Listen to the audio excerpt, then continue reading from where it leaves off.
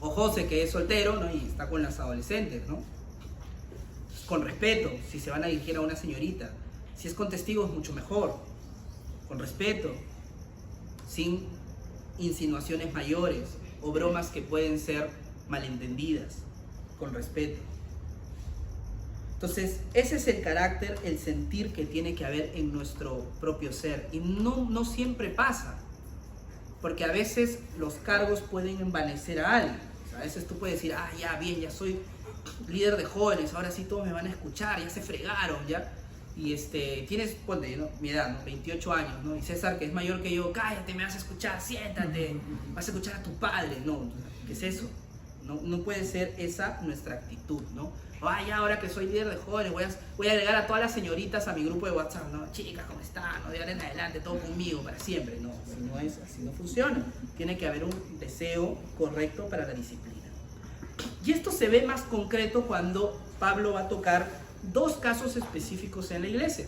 Porque este es el principio de respeto, de disciplina, pero de respeto. Había dos casitos que estaba pasando en la iglesia de Éfeso. Versículo del 3 al 16, capítulo 5. Honra a las viudas, que en verdad son viudas. Pero si alguna viuda tiene hijos o nietos, que aprendan estos primeros a mostrar piedad para con su propia familia y a recompensar a sus padres, porque esto es agradable delante de Dios. Sin embargo, la que en verdad es viuda y se ha quedado sola, tiene puesta su esperanza en Dios y continúa en súplicas y oraciones noche y día. Pero la que se entrega a los placeres desenfrenados, aún viviendo, tómenla por muerta. Ordena también estas cosas para que sean irreprochables. Pero si alguno no provee para los suyos, y especialmente para los de su casa, ha negado la fe y es peor que un incrédulo. Que la viuda sea puesta en la lista solo si no es menor de 60 años, habiendo sido la esposa de un solo marido. Que tenga testimonio de buenas obras, si ha creado hijos, si ha mostrado hospitalidad a extraños, si ha lavado los pies de los santos, si ha ayudado a los afligidos y si ha consagrado a toda buena obra. Pero rehúsa poner en la lista viudas más jóvenes, porque cuando sienten deseos sensuales, contrarios a Cristo, se quieren casar, incurriendo así en condenación por haber abandonado su promesa anterior. Y además aprenden a estar ociosas, yendo de casa en casa. Y no solo son ociosas, sino también charlatanas y entremetidas, hablando de cosas que no son dignas. Por tanto, quiero que las viudas más jóvenes se casen, que tengan hijos, que cuiden su casa y no den al enemigo ocasión de reproche, pues algunas ya se han apartado para seguir a Satanás. Si alguna creyente tiene viudas en la familia, que las mantenga y que la iglesia no lleve la carga para que pueda ayudar a los que en verdad son viudas.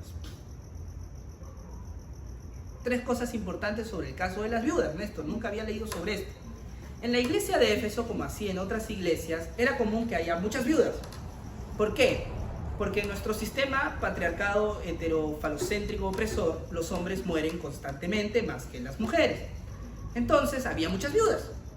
Las mujeres se casaban, los hombres iban a la guerra o se iban en comercio, y los caminos no es que ahorita están siendo custodiados por la Sutran o la policía, no había nada.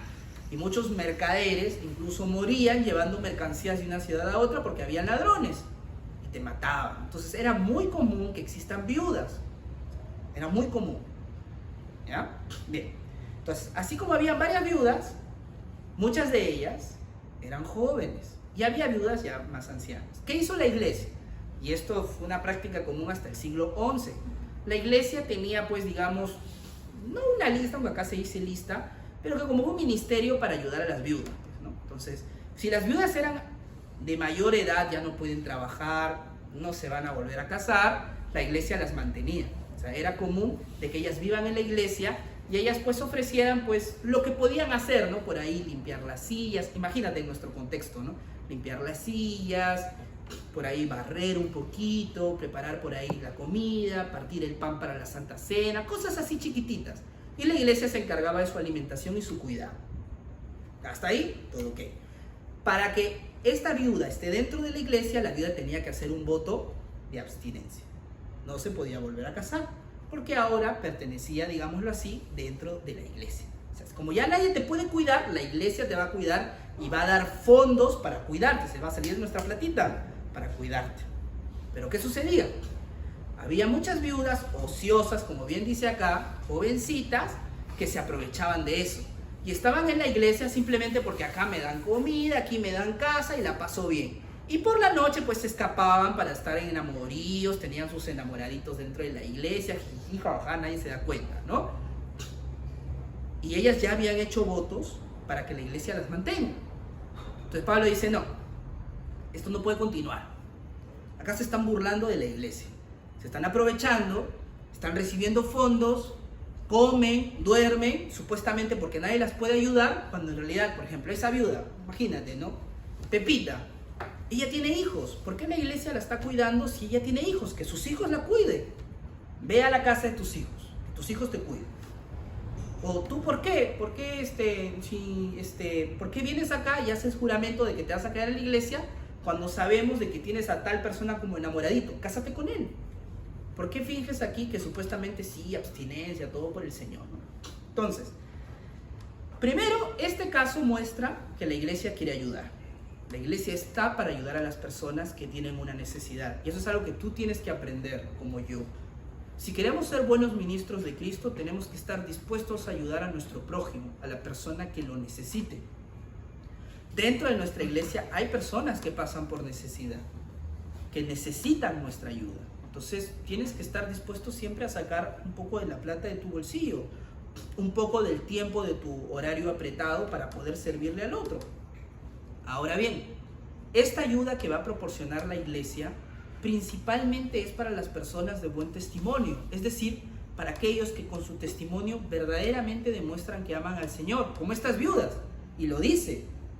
Si estas viudas, si son de buen testimonio, si han lavado el pie a los santos, si verdaderamente han sido hospitalarias, han ayudado a los demás, es decir, son mujeres cristianas que aman al Señor, ayuden. Y a eso nos lleva al tercer lugar. El deseo sexual debe concretarse en el matrimonio. En el caso de las viudas, había viudas que eran jóvenes y tenían el deseo natural de tener sexo con un varón, que son jóvenes, no tenían más de 60 años, tenían sus 30 y tantos, sus 40 y tantos años. Entonces Pablo dice que se vuelva a casar. ¿Qué hace ella haciendo votos de abstinencia cuando tiene edad para casarse? Que se case y tenga hijos, y así esa familia la mantiene, su nueva familia. No la incluyas, por eso Pablo dice, no incluyas a nadie que sea menor a 60 años. No vamos a mantener a nadie que sea menor a 60 años, porque esas personas tienen la oportunidad para volver a casarse. Y así evitamos que exista pues tanta ociosidad dentro de estas mujeres. Eso lo dice Pablo. Pero eso nos muestra el buen testimonio de la iglesia. La iglesia tiene que ayudar a las personas necesitadas. Lo que no significa que vamos a dejar que se aprovechen de esa situación en la que nosotros queremos ayudar a las personas necesitadas. Porque eso también puede pasar. Es más, aquí mismo pasa. Hay jóvenes que se les ha ayudado y que producto de esa ayuda se han acostumbrado a la ayuda. Entonces ya no quieren pagar sus propias cosas, no quieren hacer esto, no quieren hacer porque total todos me tienen que pagar, todos me tienen que ayudar. O que se le ayuda y sin embargo muestran un testimonio pecaminoso. Pecan y pecan y pecan constantemente. Entonces se les dice ya no te vamos a ayudar. ¿Por qué? Porque no muestras un buen testimonio. Entonces pareciera que vinieras a la iglesia simplemente para que se te ayude, cuando deberías venir a la iglesia para arrepentirte de tus pecados, y eso no estás haciendo. Pasa. Y hay que tener disciplina para decir esas cosas. Porque si estamos sin disciplina, podemos malcriar, por así decirlo, a las personas, malformar dentro de la iglesia. Podemos tergiversar esa idea de no, pero el amor al prójimo, no, pero hay que hacer eso. No, pero... Pablo, que nos enseña el amor al prójimo, que enseña a Timoteo sobre el amor al prójimo, está poniendo pautas bien claras para que la gente no se aproveche de la ayuda de la iglesia. Entonces eso también, y eso nos muestra un principio. Ser ministros de Cristo muchas veces significa que vamos a tener que tomar decisiones difíciles, que vamos a tener que tomar o ser firmes en cosas que no necesariamente a todos les van a agradar.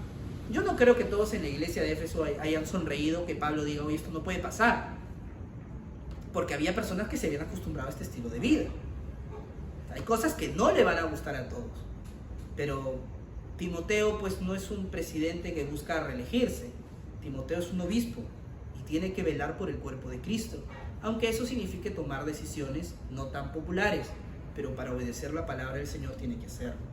Tú también, que te ejercitas o te preparas para ser ministro del Señor, tarde o temprano vas a tener que tomar medidas impopulares o hacer cosas que no necesariamente a todo el mundo les guste, pero tienes que hacerlo con el objetivo de agradar al Señor.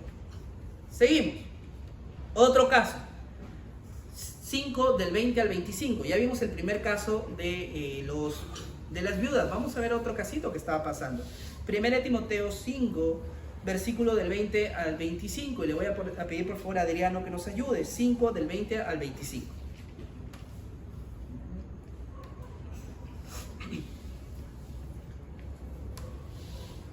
Timoteo 5, del 20 al 25.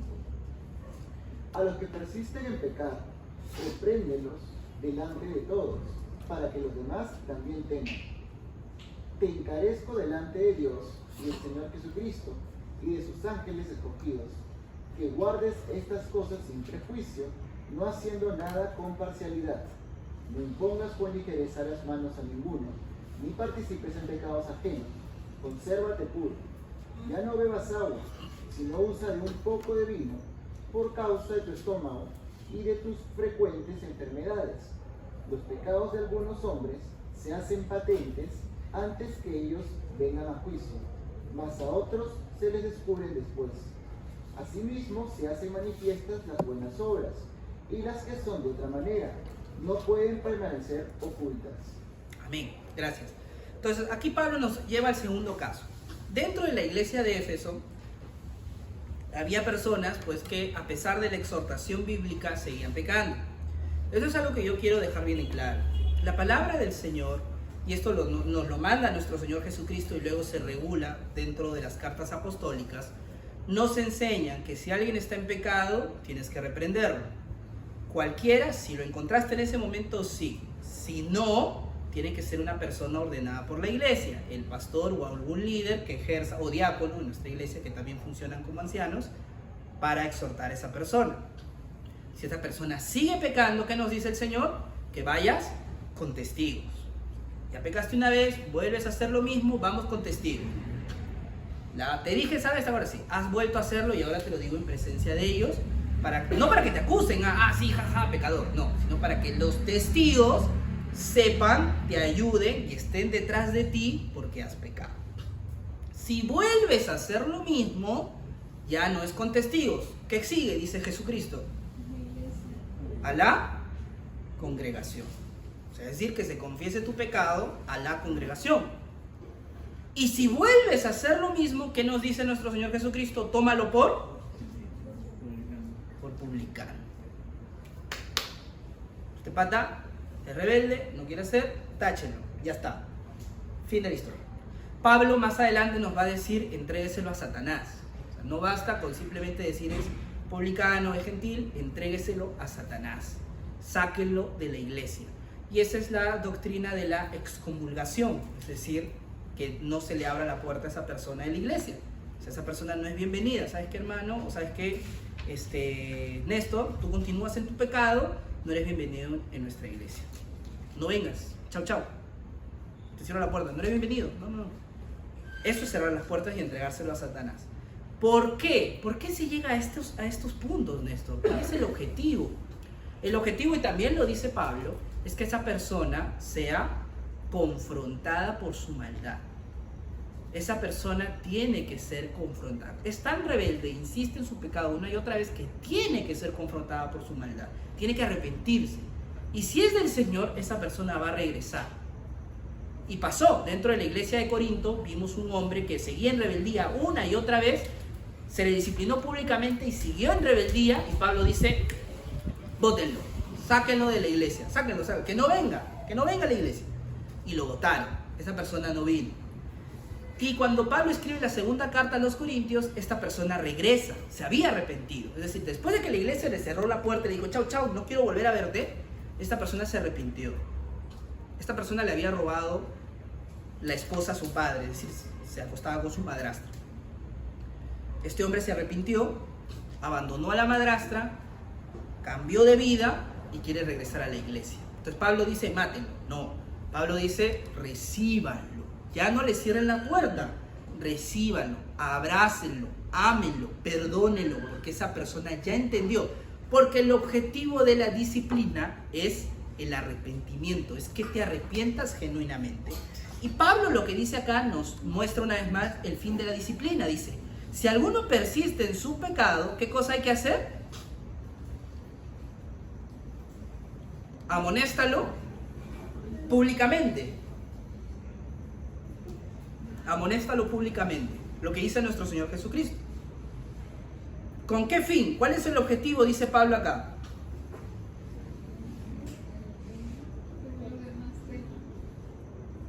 Para que los demás vean eso y que digan, ah caramba, no, esta cosa sí está fea, ¿no? No, ya no hay que pecar, tengamos cuidado. Porque claro, que públicamente confieses tu pecado es vergonzoso. ¿Quién no sabe? Hay que ser bien cara de palo para salir al frente de la congregación y decir, sí, soy rebelde, venimos, chao, chao. Al contrario, la mayoría, no todos lamentablemente, pero la mayoría que sale adelante está arrepentida. Hermanos, he hecho esto, pasó esto, he reiterado, me he arrepentido. ¿Cuál es el objetivo de la congregación? ¿Tirarle tomate? No. Abrazar a esa persona, confortarla, porque verdaderamente se ha arrepentido. Ahora, puede ser que esa persona después de eso vuelva a hacer lo mismo. Sí, y ya tocará el otro nivel, pues, que sigue en las escrituras, pues, el de la excomulgación. Y Pablo dice, pero esto también sirve, porque esta vergüenza pública, esto también sirve para que los que ven eso digan, no, ¿sabes qué? Esta es una alerta para mí, yo también ya pequé de lo mismo.